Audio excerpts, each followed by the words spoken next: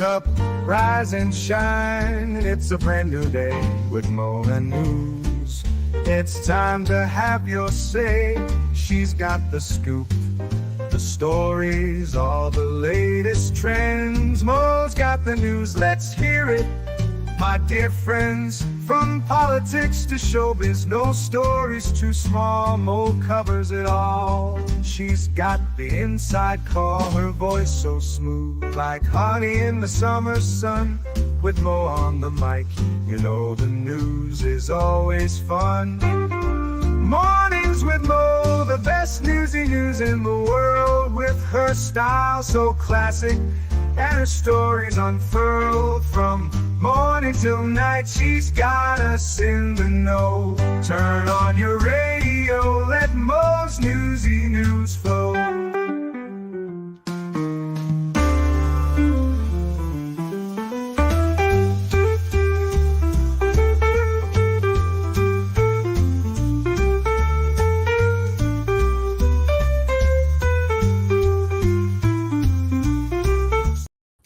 Good morning, everyone. It is Monday, and we have a lot of news. Very hard-hitting first story, of course. Thank you, Wolfram, for doing your Modly Mod stuff. Christine, good morning, and Amy's Positive Pathways, good morning. I am intending to get the cross-stitch sent out either today or tomorrow, so I will be giving you guys confirmation numbers once I get to the post office. Good morning, Celestial Force. And Pernilla and Alice G, Greedy Bloke. Good morning, Terry D. And Fun Diane and Danny T. I love it. You're in heck. I don't know where that is. But our first hard-hitting story, I don't know whose brain got broken with this story, but I am all the confused. Apparently, Hello Kitty is not a cat. That's right. You heard it here, well, probably last, since this broke on Friday. But Hello Kitty is not a cat, creators declare, despite her whiskers, ears, and name. Oh, well, actually, that works in this particular timeline. She identifies as a cat. She's really a human girl. The cat's out of the bag on the 50th anniversary of Hello Kitty. Fans were shocked to learn that their beloved cat-inspired character is, in fact, not a feline at all. Quote, Hello Kitty is not a cat. Jill Conk, Senior Vice President of Marketing and Brand Management at Sanrio, the creators of the iconic cartoon, told Today she's actually a little girl. In fact, she's a tiny girl who weighs about 3 apples and stands about 5 apples tall. What in the name of Quaaludes is going on? So she's a human girl who weighs 3 apples. Y'all, ma'am, just make her a daggone cat, okay? It is weirder. You are making this infinitely weirder by making her a human. Raised in the London suburbs with her twin sister Mimi, and their parents even own a pet cat.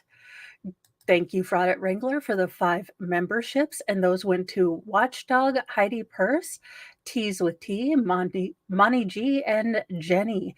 Welcome to the Church of Mo. We accept and welcome all people to the dark side. We have Oreos and dark humor. Just no patchouli oil and no recorders. And I don't mean digital recorders. I mean those plastic weapons of auditory assault that all 3rd graders and 4th graders are given.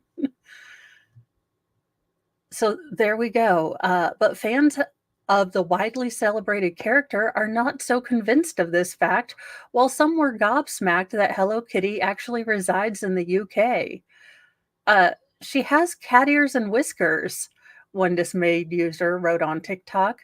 If she has ears like a cat, has whiskers like a cat, she's probably just a little girl. I mean, again, it's 2024. At this point, Hello Kitty can be a giraffe. So she has whiskers, ear, and is named Kitty, but is actually a human. What? A Aghast viewer commented. She's British? The real faux pas here is that she's British.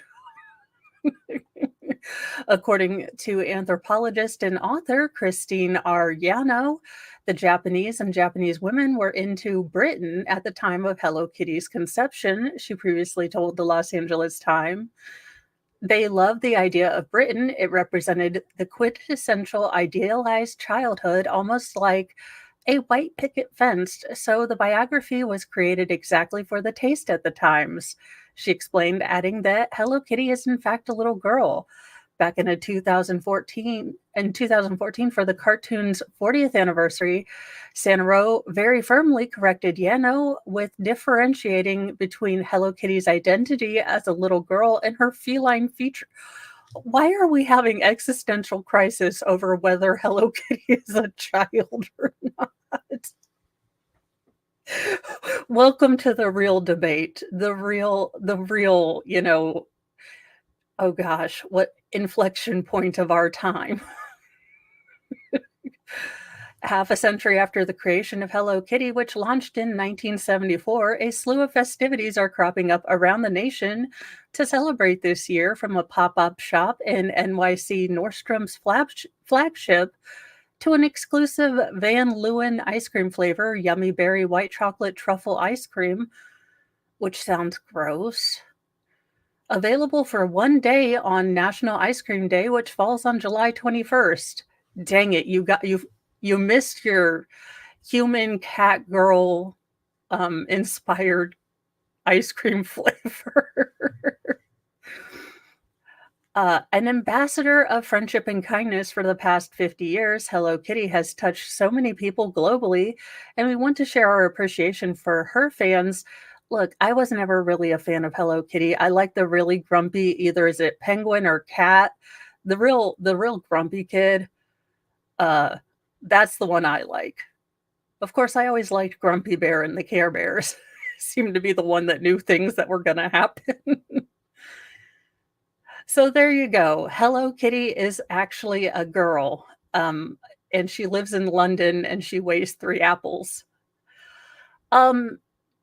I didn't know if any of y'all knew this, but apparently it is not legal to bring your own booze onto the airline, so you can skip that whole only 2 drinks. Drunk passengers cause mayhem on a flight after bringing their own booze. I mean, what could happen? You picked Spirit Airlines, you get IHOP in the air. I'm just kidding. I don't know if it's Spirit, but let's see. More like Spirit's airline. New York Post, we have had to talk about this. We have had to talk about your puns and that you need to lay off. Unruly passengers wreak havoc on a Wizz airline flight. Okay, you picked Wizz airline. I mean, it's not Boeing, but I mean, okay.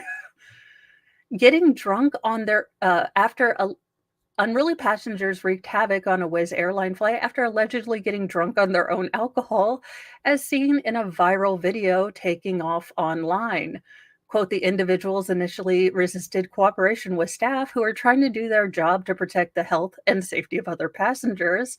A spokesperson for the Hungarian budget carrier told Craters news agency of the wild incident.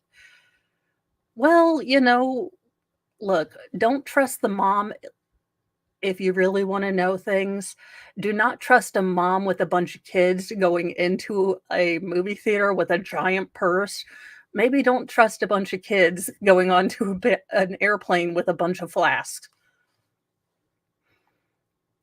The booze-fueled bedlam occurred last month on a flight from London to Locarno, Cyprus. The appalling footage captured by passengers James Burrow. A seemingly intoxicated woman wanders the aisle, swearing at other flyers as a crew tries to calm her down. I mean, it'll make your flight shorter. In the appalling footage, at one point, an inebriated flyer and another mile-high hellion are seen guzzling large cans of beer, which they reportedly brought from home. The aforementioned representative claimed that the pair were reminded on several occasions that this was not permitted. Do we not have TSA on the continent? I am confused. The pair initially ignored attempts by flight attendants to de escalate the situation before eventually capitulating. They were subsequently relocated to other seats to prevent further disruptions. We do not allow aggressive behavior towards our crew and passengers, and we'd like to apologize to anyone that experienced distress as a result of the incident. Well, I guess they're going to really rethink that carry on beverage policy. Damn it, the one airline I was gonna take a White Claw on. Uh, so there you go. Only in only on the continent. From a story from my neck of the woods, and this might be something that Bronco wants to look at because this is going to be a fairly, I think, interesting case because you can probably see it going either way. 7-second viral video of a man's unaliving raises questions about self-defense and road rage. So you guys have probably seen this clip on TikTok or X or wherever you see clips, but a man basically comes out of his car, is reaching for his force multiplier, banging on the window, and he gets he FO'd, if you will, but still no one should lose their lives on a road rage incident. The viral video captured in Indianapolis has made rounds across the country. You've probably seen it. A man in shorts and a green shirt holding a force multiplier approaches a white 2016 Chevrolet Tahoe, bangs on the driver's side window before the pickup truck's driver, who was also armed, fatally shoots him. The 7-second viral cell phone video was caught by another driver at about 8 p.m. Tuesday at the intersection of East Thompson Road and South Emerson Avenue. Y'all, I used to live near here or near there, and look, if the potholes don't get you, other drivers are going to get you there. Well, yeah, I mean, if you want to look not threatening. Also, if you're in a rural area, just go ahead and calculate that everyone is strapped. So don't think that you being strapped makes you special in this occasion. Just assume everyone is strapped in Indiana. I mean, that's how I would assume Texas would go too. The driver's hands were seen waving the man away in the video before the man punches the front passenger door with the force multiplier in his right hand. The man then switches the force multiplier to his left hand before raising a finger to point in the opposite direction of the pickup truck. That's when the driver fires off 3 shots out of the window. The window has led to wider discussions about self-defense, road rage, and stand your ground laws. Good morning, Slinky and Squid Pro Quo. While most believe the shooting was justified based on the short clip, that wasn't so easy to determine. A Second Amendment expert, not named, Bronca, said, because Bronca would put his name and then at the bottom of that quote would be like, but get hard.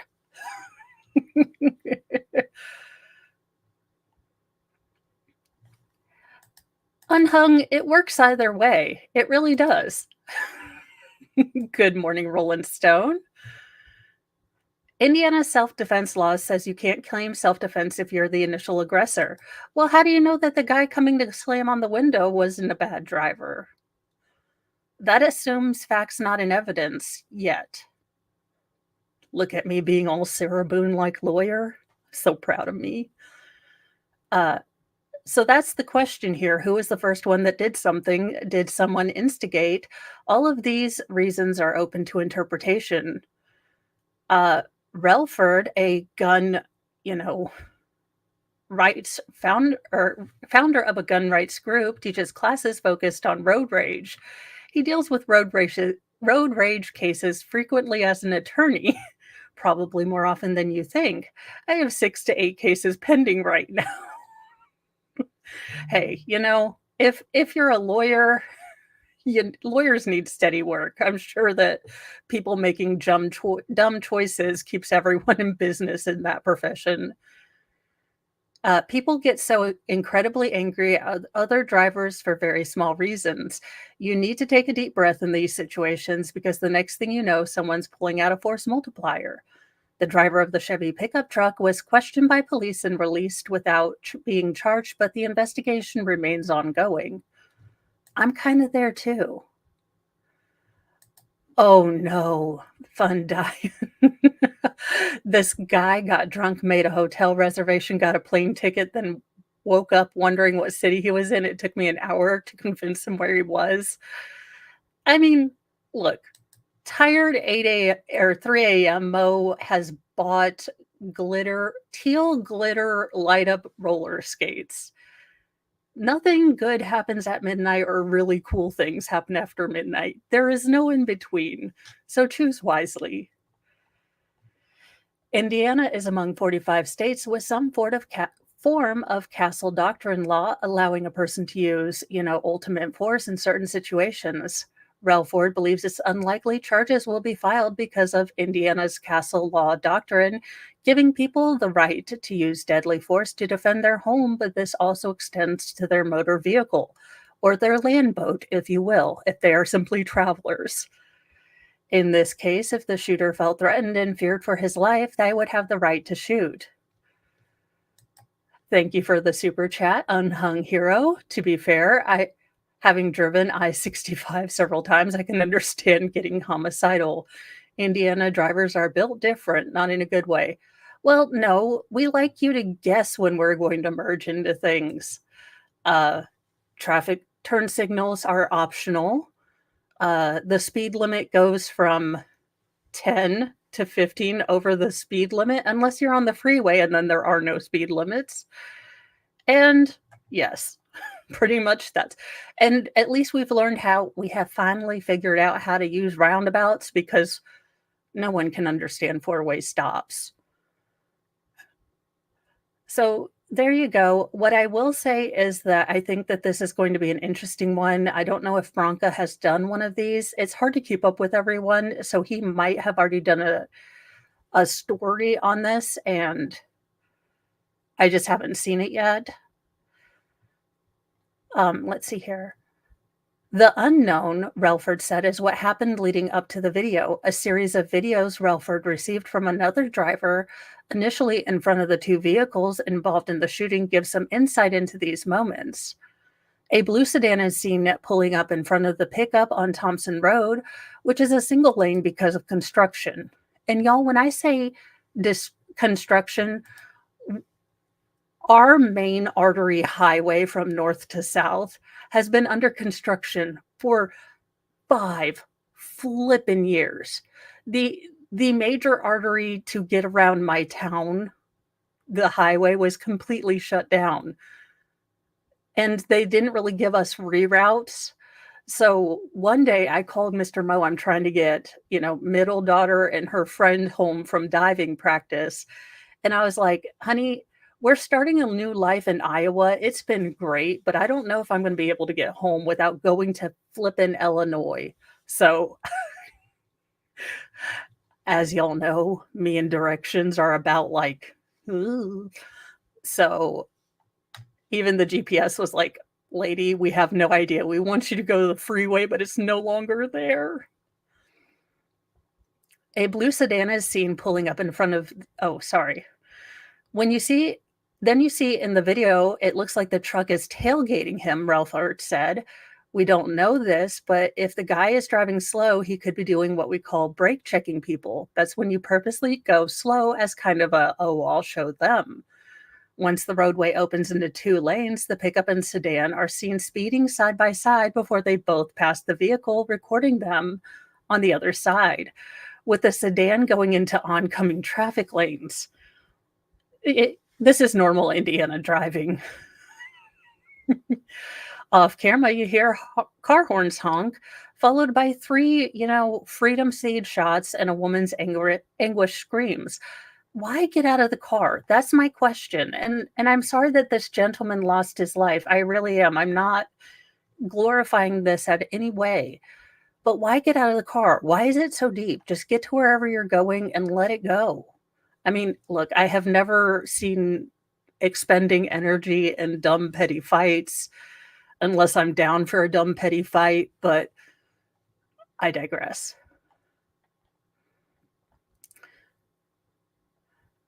So, Gavin DeSauer, 29, was the latest to get caught in the city's deadly road rage surge. I held him as he passed away. I was waiting for the ambulance. Cynthia Zamora, Gavin DeSauer's widow, told the Indiana Star. I'm at a loss for any more words. As a grieving widow, my heart is shattered and my world will never be the same. Their love story started at Starbucks 5 years ago.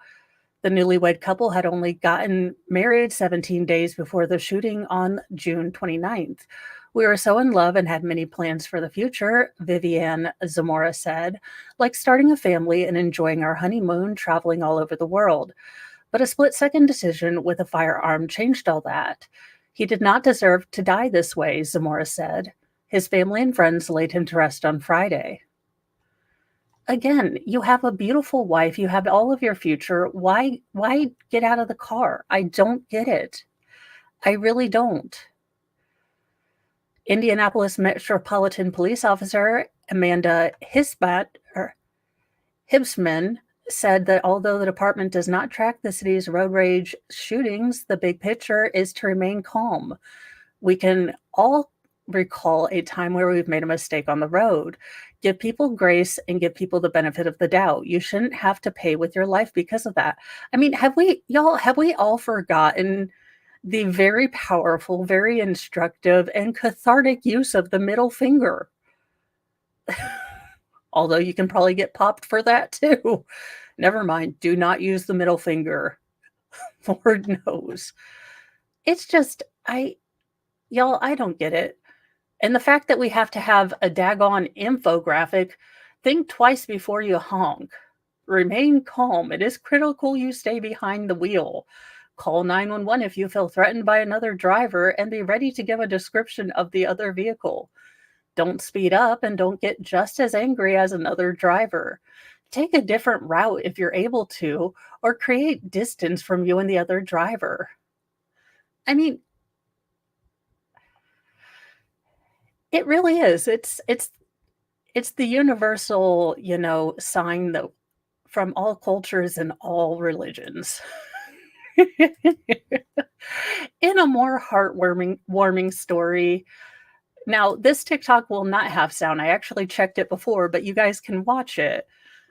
It is. It really is. A 6-month-old who can't talk yet babbles in sign language to communicate with deaf parents. Now, women, guard your ovaries. This is cute. It's going to make you want another one of these small, tiny, babyish creatures. They turn into feral, wild young ones. Remember that. I warned you. So here you go. So, but I'll show you guys the TikTok before. So there is no sound on the TikTok, but so look, she's trying to sign back to them. My ovaries are exploding, but I'm smarter than them, and I cut out my fallopian tubes. Aww.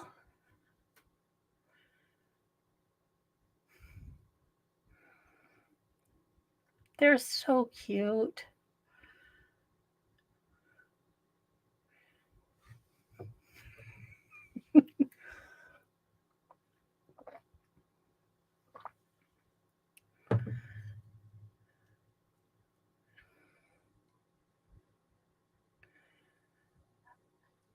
Babies are just little sponges. Just little baby sponges.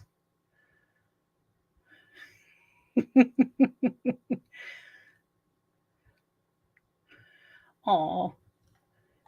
I'll let that play while I start reading. A wonder baby is using sign language to communicate with her deaf grandparents. Jane McCullough, a 6-month-old tot, has gone viral after her mom posted a TikTok of her daughter babbling in sign language to grandma and grandpa. In the caption of the video, mom Mara McCullough wrote, "Notice as she waits for her turn to sign back. She's trying to communicate," the proud mother says. And that is something that they have noticed with kids, is that some of the first thing they learn about language, even if they're just doing made up babbling, is that they start to notice that there is, you talk and then someone else talks. So they do get that, kind of patterning very quickly. Mara gave more insight on the video in an interview with WJXT TV, saying she was surprised by the amount of attention her TikTok, which has racked up over 10 million views. Ma'am, it is because women have ovaries, and this is the cutest thing ever. That is why. Because you have a cute, sweet baby, you have grandparents and the baby talking, and it's just the cutest thing ever. Uh, I did not, but I will try to do that. I think I don't have her, ex, but I can try to send her this. She's starting to show us that she's trying to communicate and use language, so it's been really cool, the Florida mother told the station. In the video, closed captions explain that the tot's grandmother is using sign language to tell the baby, "You love talking to grandpa." Jane responds by moving her hands forcibly and seems to make the word yes in sign language. The grandparents continue the conversation by asking if the baby had good dreams during her long nap that day. Jane once again answers her grandparents with energetic hand motions, something her mother called babbling in sign language. Mara told WJXT that her daughter is just babbling in sign language, so there's no correct signs yet. That'll probably come in a few months. She's showing us she's starting to understand it. Despite the awe-inspiring connection captured in Mara's video, it's the bond Jane's creating with her grandparents. It's not unexpected, as a sign language expert told WJXT. There's no wasting time when you're teaching children, tutor Karen Lewis Hanna said. They're like sponges, so you want to get it in there. The baby's mother said 6-month-old has had plenty of opportunities to pick up sign language since Jane, her parents, and her grandparents live together at the same house. She's pretty alert and observant since the day she was born, so we knew it was coming, Mara said in an interview with Good Morning America. The young mother said that it's a really eye-opening for people to see that babies are able to grasp language and that they're so intelligent. A lot of people already knew that babies can use sign language before they can speak, but I think to see her babbling in sign language took things to another level for a lot of people, Mara added. So I had to add this. My uterus and ovaries teamed up against fallopian tubes, and they were like, "Put this in there. Population is dipping." I'm just kidding. In other what in the world is going on here, more questions in the couple who made a homemade yacht and unfortunately died and were washed ashore on a life raft. They could have been hit by a larger ship, experts suggest. Look, I'm not trusting myself to build a yacht, but if you know how to do it. Experts have offered theories about how a thrill-seeking Canadian couple's attempted transatlantic sailing expedition turned tragic last month, positing their homemade vessel might have been struck by a much larger ship soon after they departed Halifax on the country's northeast coast. Earlier this month, the bodies of Brett Cribbery, 70, and Sarah Justine Packwood, 54, were found on a life raft that washed up on Sable Island in Nova Scotia. The area is ominously nicknamed the Graveyard of the Atlantic due to the large number of shipwrecks and winds up on it that wind up on their shores. Why would you launch from the graveyard, of the Atlantic? I am launching from like bad shit doesn't happen here harbor. I mean, if I am full of the Sarah Boone hubris enough to build my own boat, I am launching it from Good Luck Harbor, not from the place the Titanic launched from, or the graveyard of the Atlantic. I'm just throwing that out there as friendly life advice. I don't know if your actual luck is going to be better. An official investigation is underway, and although no concrete answers have yet come to light, one leading theory is that their boat was badly damaged by a larger vessel. forcing the couple to seek refuge in the life raft. While we don't have conclusive proof, investigators suspect that the sailboat was struck by a bulk carrier, likely only a few days after departing Halifax. Again, maybe I'm crazy, but wouldn't you see a big boat coming for you? Look, I know accidents happen. I know, but it's kind of flat on the ocean. And there's going to be someone in the comment, actually, Mo, when the waves are going, it's not flat. Investigators have reportedly inspected a carrier ship that was in the same area as the couple's boat, named Theros, at the outset of its journey, but the results of the probe have not been released to the public. The crew of the carrier ship told investigators there were no signs of damage and they were unaware of any collision with a smaller vessel. The Daily Mirror writes, the source surmised that the ship's homemade addition might have presented additional problems, and the veterans sailors were told that the excessive ballast from the batteries and solar panels could have destabilized the boat. The pair set sail June 11th on a journey that was supposed to take them across the Atlantic Ocean from Halifax to the Azores in their 42-foot yacht, which the couple built themselves. Okay, no. This would end up as Hunger Games, the Mo and Mr. Mo edition. This would not be a good idea. Mr. Mo came to me this morning. He's like, we need to do a thing. We need to have a hobby together. And this would not be one of my suggestions. 42 feet, me and Mo in the middle of the Atlantic, or me and Mr. Mo in the middle of the Atlantic Ocean. This would not end well. The eco-friendly boat, which was operated without a diesel engine, was due to arrive at its destination by July the 2nd to serve as a demonstration of how it's possible to travel the world in an electric, wind, or solar-powered vehicle or vessel. The excursion was supposed to be the couple's first fully green journey to Theros, or on Theros, the building of which the couple chronicled on their YouTube channel, Theros Adventures. Despite the swirling theories about the doomed voyage that turned deadly, the Canadian Transportation Safety Board has not made any formal announcements indicating what happened. At this time, we cannot say with complete clarity what happened to the sailing vessel, as we are still gathering information regarding, the vessel. Well, there you go. Cribbery and Packwood married on the yacht on 2016, 1 year after they met during a chance encounter at a bus stop in London, England.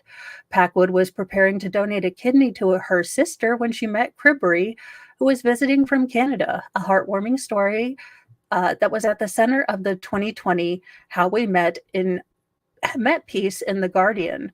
We'd been traveling and co-creating our future adventures ever since, Packwood previously posted on YouTube. Cribbery's son, Brett, posted a loving tribute to the couple on Facebook, acknowledged that the last few days have been really hard for the family, and news to emerge from the investigation has left it hard to remain hopeful. He continued that they were amazing people, and there isn't anything that will fill the hole that is left behind. Living will not be the same without your wisdom, and your wife was quickly becoming a beacon of knowledge, kindness, and smiles. I will miss your smiles. I will miss your voices. You will forever be missed. So, very sad. Oh, thank you, Captain Kern. So, I do hope they come to the bottom of this for the family. It does seem very sad that they've worked their entire lives. They were probably getting ready to have fun and retire. And this is how this ended for them. Okay. All right. We have a couple for these. This woman, get Lord Chippy a going, because what in the actual hell, y'all? I read this headline and I was like, all right, we're going to need to get the whole legion of honey badgers together for this one. F your baby B. Cops arrest a woman who allegedly shot an infant at point blank range over the parents' $100 debt. First of all, without saying, ma'am, you are excommunicated from the woman and lady community. You are now a ratchet female. I am going to check, if it was a super sticker, I might have missed it. If it is a sticker, I am going to the post office today to check it out.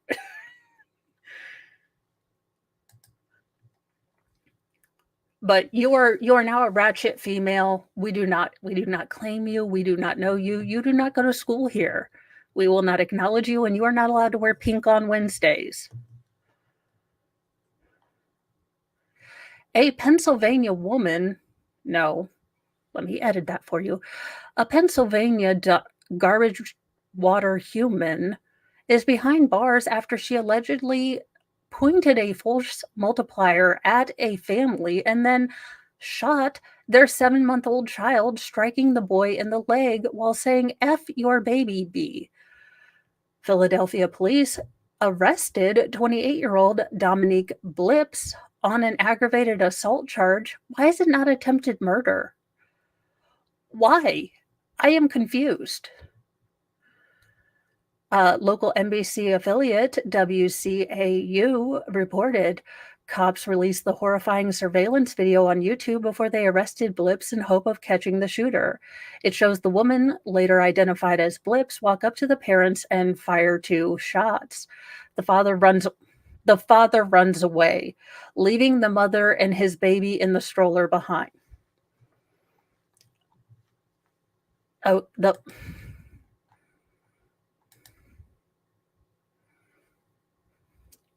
I can't, y'all. First of all, father, you're supposed to be there to protect. Look, I get it. It's scary. I wouldn't want to be there. Also, mom, the whole situation's ratchet. Never mind. After the father has abandoned his family, the shooter walks past the mother and the stroller, then fires a shot toward the mother and baby at point blank range. The mother screams, naturally, my baby, and Phelps allegedly said that ridiculous statement again before walking away. The shot missed the parents but struck the baby in the legs, the cop said. It occurred on Thursday in the 4,000 block of Meridian Street in Northeast Philadelphia. The cops said a Good Samaritan took the baby to the hospital and he is in stable condition. WCAU spoke to the person who rushed the baby to the hospital. Quote, when I found out the baby was 7 months and both parents said they have warrants.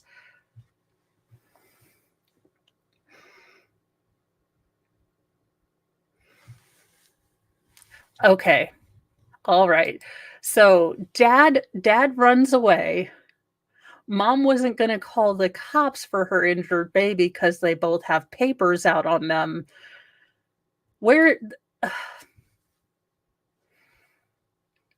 Alrighty. Well, I did not know I was going to be watching a full Jerry Springer episode on this thing. I felt like I had to protect this child. Well, someone did, good sir. Thank you for taking them to the hospital. This person came up and didn't care with no remorse, just fired and walked away like nothing happened. Philadelphia Police Lieutenant Dennis Rosenbaum said in an interview with CUA, it took them an hour to find the parents. He said the parents fled because they feared the police would arrest them on the warrant. Quote, this all looks like it stems from a $100 narcotics debt, is what we're being told, Rosenbaum told the outlet. So it's sad.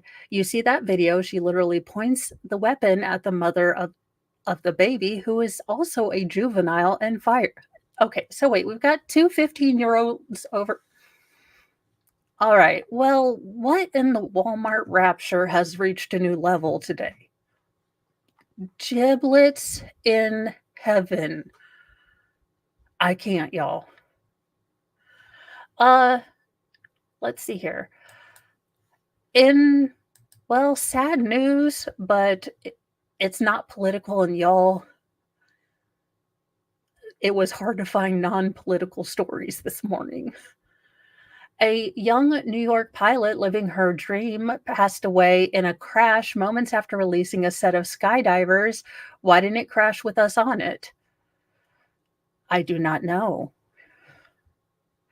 A promising New York pilot on the cusp of living out her dream of becoming an airline pilot has died moments after she released a set of skydivers to jump from her plane. Melanie Grigger was 26 and killed aboard her single-engine Cessna when it crashed on the Niagara Scenic Parkway out about 15 minutes away from Niagara Falls, the Niagara County Sheriff's Office wrote in a statement. Gregor was the only person on board during the crash and was headed back to land, according to officials. Where it landed was just off the parkway.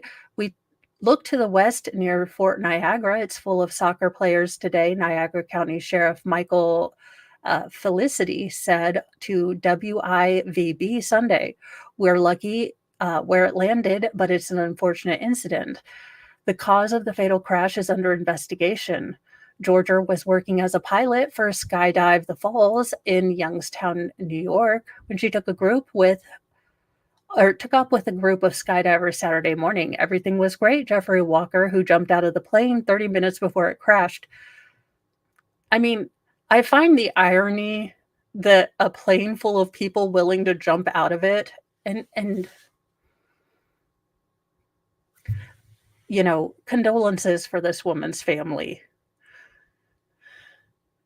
The joke in there being that the one plane full of people that are fully equipped to jump out of it doesn't have a parachute for the flippin' pilot. Anywho, terribly poor taste. I'll keep going. It was great weather, low winds, very calm winds. Everyone was excited and everyone was in a good mood.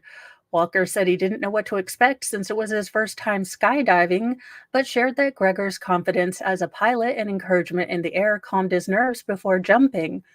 I never even got nervous at the door ready to jump, Walker said. However, just 30 minutes after he and the other skydivers jumped, the young pilot was killed in the crash, leaving Walker to question what happened in the short time after he last saw Gregor. It's not like skydiving planes once a week fall out of the sky and you just kind of dodge it, Walker said. It's a fluke accident. Something went wrong.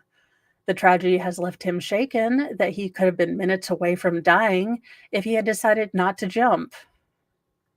My butt would have crashed because I'd have gotten up there and realized this is a dumbass idea. I'm not jumping out of an airplane. I have a very safe airplane that lots of engineers and math people and magic keeps on, in the air. I am not jumping out of this plane.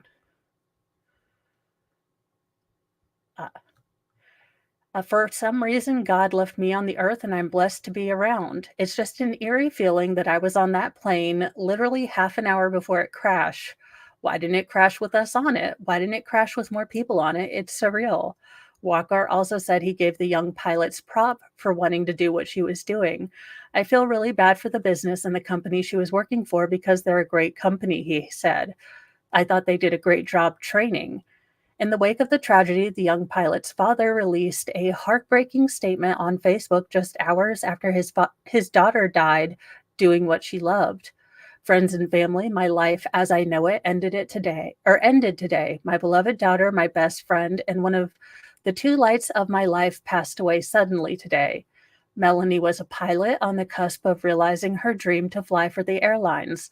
She was doing what she loved, flying for a local skydiving company, when her plane crashed. She had discharged her passengers and was flying back to pick another load when she crashed. Kelly, Tim, and I are devastated.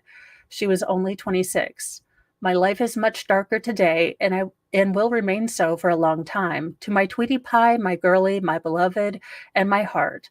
I'm already looking forward to the day that we will reunite, and I have a huge hole in my heart and a never-ending ache until then. Stars and butterfly, my love. Paul Gregor concluded. Gregor, a former systems engineer for Raytheon, received a bachelor's degree in aerospace, aeronautical, and astronautical engineering from the University of Buffalo in 2020, according to her LinkedIn. She also received a certificate from the Georgia Institute of Technology for fundamentals of flight test and evaluation. The young aviator was licensed by the FAA as a commercial pilot for a single engine and multi engine planes and was considered a flight instructor. So I'm not sure what happens. Maybe it was something completely mechanical and she just couldn't get out of it. So I hope they do find answers for her family. And it was really lucky that, all the other passengers had gotten off, so the tragedy isn't as great. And in FAFO, I mean, y'all, you have probably seen the video. It's hard not to think FAFO because you're, well, quite literally seeing someone being run over by a bus. But it's kind of right after he did a really dicky thing, so you're conflicted, especially if you're me. Teen thief killed when he runs in the path of a city bus after snatching a cell phone. There is video. Y'all saw the video now. So YouTube's probably like, demonetized. Maybe it was karma. Maybe it's Satan.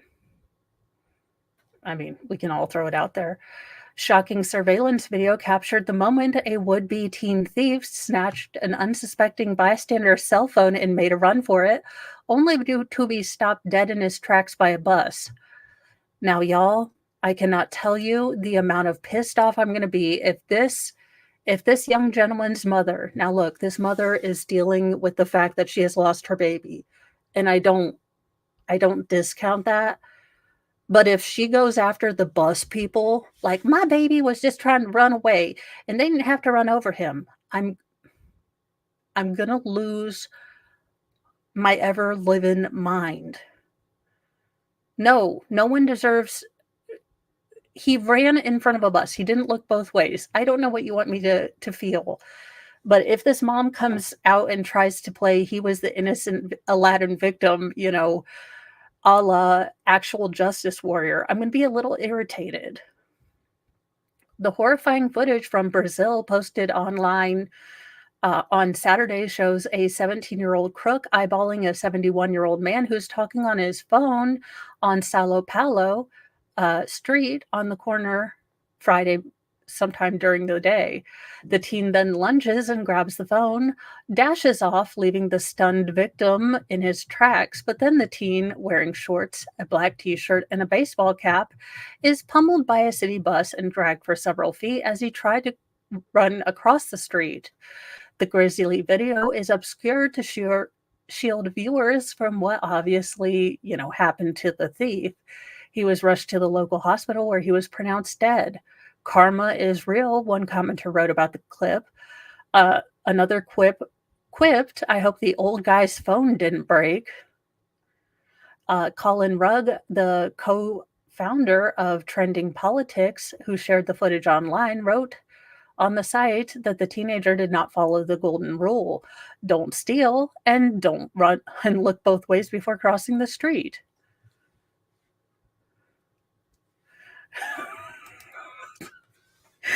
Alternate headline: thief cracked, phone left undamaged. A little too crass. Screen not even cracked. Apple introducing new combat phone.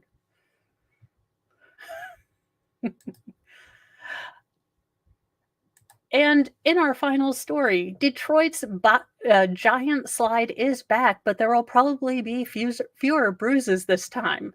I mean, not if I use it, let's be honest. Probably more. And it's still in Detroit. So, I'm just saying. A giant slide in Detroit reopened Friday, and no one lost a tooth yet. The slide at Belle Island State Park made headlines, landing on late-night TV, and even inspired a song after viral videos in 2022 showed riders flying up and down the bumpy ramp. 2 years later, the 6-lane slide will open again, but this time with some changes. The Department of Natural Resources added padding to the slide, required new sacks for the riders, and skipped the wax. It's awesome, even though it was kind of scary. Eliza Griffin, 11, told the Detroit News, but some riders said the thrill was gone without the wax. It didn't do anything, Lorraine Edwards, 66, said. It's no fun at all. In the 2022 video of high flying riders, earned a mention on Jimmy Kimmel Live. Well, no one watches Jimmy Kimmel Live. So I know it's not fun until someone breaks a finger, loses an eye. Detroit rapper Gerald Allen, who performs as G-Mac Cash, wrote a song. It's like jumping off a roof, he sang at the time. Man, you can lose a tooth. He really is the Ray Charles of our time. Megan Elliott, president of Belle Island Conservatory, a group that supports the park's operations, said repeatedly that people have asked when the slide would reopen.